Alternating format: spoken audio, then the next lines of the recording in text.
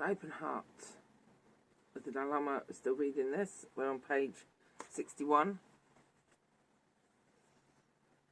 And we're talking about cause and effect. And specifically, cause and effect in the mind. When we recognise how our thoughts have particular effects on our physiological states, we can prepare ourselves for them. We will then know that when one state of mind arises, we must counter it in a particular way. And if another occurs, we must act appropriately. When we see our mind drifting towards angry thoughts of someone we dislike, we must catch ourselves. We must change our mind by changing the subject.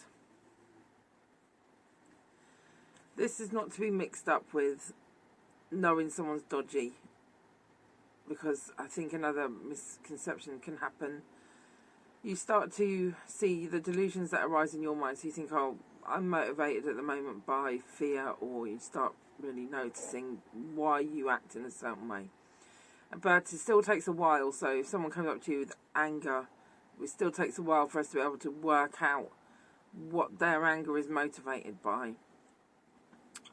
Or just remember that because they're angry, they're in a more disabled situation. So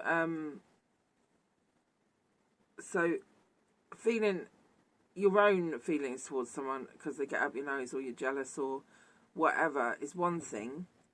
But if an arsehole's in your life and you've got every reason to notice that they're being a twat, you can still, what you're supposed to do is recognise them for their bad qualities, for want of a better word, know them for who they are, and then treat them accordingly, meaning don't have them in your life necessarily, or keep them in your life, keep that to a minimum, and prepare yourself, so you know, like if you go to see them, they're going to ask you for money or whatever, and you can choose what response you have to them.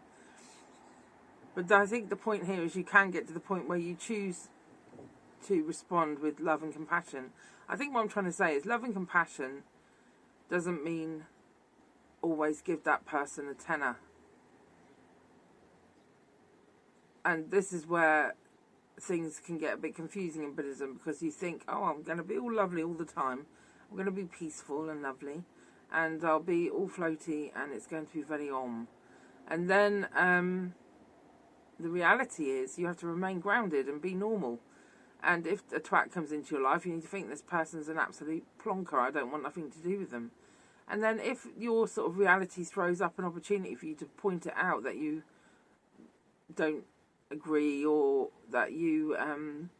because you have to be able to stand in your integrity, right? You can't just go along with whatever appears in front of you. Sometimes you are in a position where you have to sort of stand your ground and say, with all love and all respect in my mind towards you, with all due, respect, no, you're an arse. Very difficult. So we must catch ourselves. We must bring to mind our mind. We must change our mind by changing the subject. It is difficult to hold back from anger when provoked unless we have trained our mind to first recollect the unpleasant effects, such as... I get confused. It's because this is important to me. I'm trying to work it out as I talk, like in relation to my own feelings, so then I get lost in the words, and I'm sorry about that. It is difficult to hold back from anger when provoked unless we have trained our mind to first recollect the unpleasant effects such thoughts will cause us.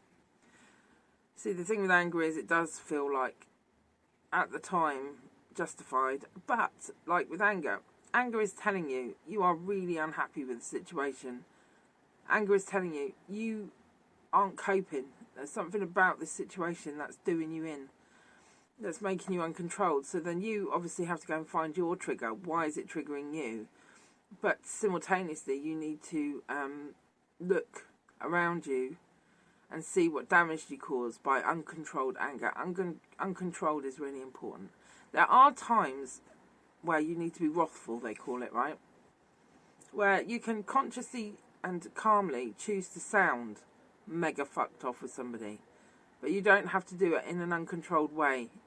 You have to just go blind rage and start doing a Goliath around the house, you can say, you can appear to lose your temper, but actually you've got a peaceful mind. But the thing is, we were talking about this last night, me and Dan. The thing is, if you choose to act in a wrathful way or an angry way, the effects and ramifications on you are huge, because then you have to constantly work through it afterwards. So if you are like a worrier, you'd be like, oh my god, I lost my temper, what do they think, blah blah blah, what effects is that going to have, la la la. And then the effects on you will have ramifications positive, sometimes for years. So if you can work out how to be like a mind ninja, you can deal with all, you know, difficult situations in a calm way, resolve them quickly, and then you can just literally like just put them in the bank and forget about them.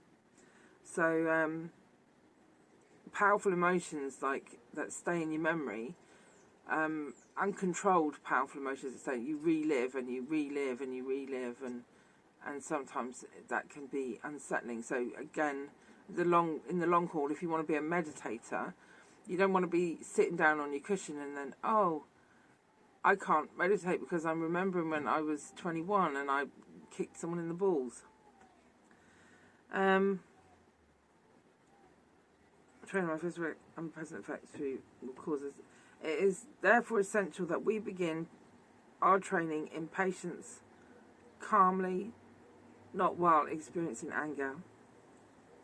It is therefore essential that we begin our training in patience, not while experiencing anger. We must recall in detail how, when angry, we lose our peace of mind, how we are unable to concentrate on our own work, how unpleasant we become to those around us. It is by thinking long and hard in this manner that we eventually become able to refrain from anger. Really important point is, refraining from anger. Okay, so you're in a situation, someone's a dick, your reaction is to become angry. We all know that then eats your brain, your life. Brexit can take over your life, right? Boris can take over your life. Donald Trump can take over your life. And it can just consume you. What we need to be able to do is not lose our awareness and our triggers, so we can see that this is not okay, but we don't have to become consumed by it. We still need to be motivated to do something maybe, or when we can, or speak up or whatever, but we don't have to be angry about it. Yes, hello, have you come to help again? Thank you for your help. Yes, thank you. One renowned Tibetan hermit limited his practice to watching his mind. He drew a black mark on the wall of his room whenever he had an unvirtuous thought. Initially his walls were all black, however, as he became more mindful, his thoughts became more virtuous, and white marks began to replace the black ones. We must apply similar mindfulness in our daily lives. Me and Dan were talking about this. There's another one about, there was a guy, and he, every time he had a bad thought, he put a black stone somewhere, and every time he had a white thought, he put a white stone. But what you can't mix this up with is sin, right? So his white thoughts were things of like caring for others, probably even a neutral mind. His black thoughts will be, he felt angry towards someone, he felt, you know, confusion, laziness. It will be all of that stuff. It won't be like, oh, you know, like, well, it could have been like lusty thoughts or something. But the point is, they're not, you know, Christians' sinful thoughts. The virtue is not a sinful thing. Virtue is a mind that moves you towards a peaceful, calm experience in the world, makes it easier to meditate, to be a good person who's not knocked off course by our mind all the time. Okay, that's enough of that. Sorry, I'm talking too much.